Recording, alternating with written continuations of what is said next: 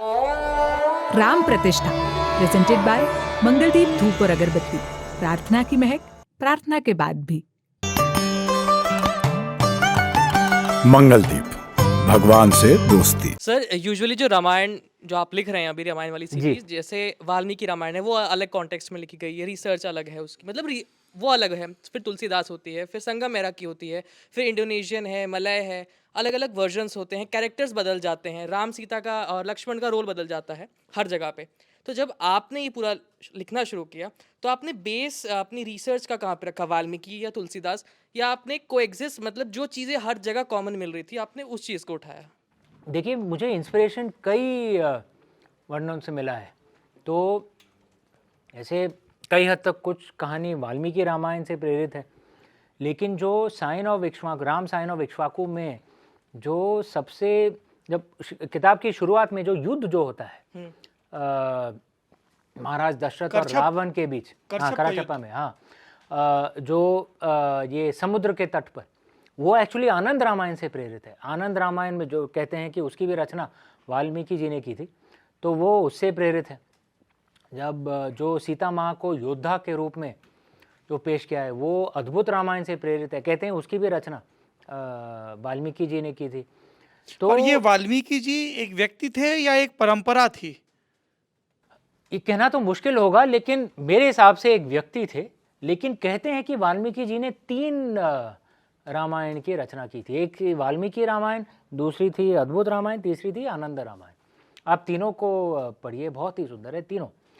और कई ऐसे रामायण आप सही कह रहे हैं, जो तमिल जो वर्जन है कंबन रामायण, वो भी बहुत सुंदर है। कृतिबाशी रामायण जो बंगाली में लिखी गई थी, फिर रामायण दर्शनम, ऐसे कई हैं। और गोस्वामी तुलसीदास जी की रामचरितमानस। तो मुझे इंस्पिरेशन कई रामायण के वर्णनों से मिला है।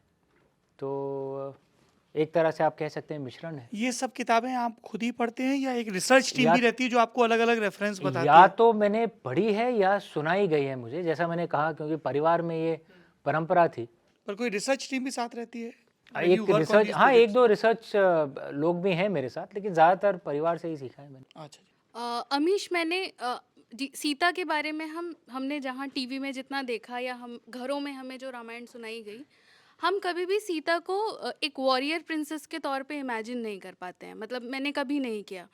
तो जो आपने द वॉरियर ऑफ मिथिला जब लिखी, तो आप वो कल्पना कहाँ से आई कि सीता का एक ये रूप भी हो सकता है, या सीता को जैसा हमने अब तक देखा सुना है वो वैसी ना होके देखिए, ऐसी भी हो सकती है? कई हद तक जो आधुनिक शहरी इलाकों में हमारे भारत देश में जो सीता माँ की जो छवि है, वो कई हद तक 1980s के एक टेलीविज़न सीरियल पर आधारित है। और मैं उसकी आलोचना नहीं कर रहा हूँ, वो बहुत ही अच्छी सीरीज़ थी। रामानंद सागर जी ने बहुत अच्छा काम किया था एक तरह से, क्योंकि हमारी शिक्षा प्रणाली ऐसी है कि हमारे संस्कृति के बारे में कुछ सिखाते ही नहीं है। तो इसके द्वारा कई लोगों को कई लोग जुड़ गए हमारी संस्कृति के साथ।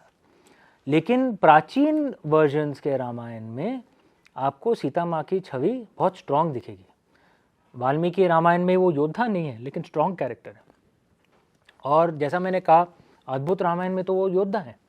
अद्भुत रामायण में 2 रावण है, और ज़्यादा शक्तिशाली रावण एंडलर रावण है, जिसका वध सीता माँ ने किया। प्रभु श्री राम ने नहीं, सीता माँ ने। और ये मैंने कई बार इंटरव्यूज़ में भी कहा है। ये जो महाभारत का जो बहुत वो सुंदर जो वाक्य है, यदा यदा हि धर्मस्य ग्लानिर्भवति भारत, सबने जाना होगा, वो ये प्रभु श्री कृष्ण ने कहा था वो।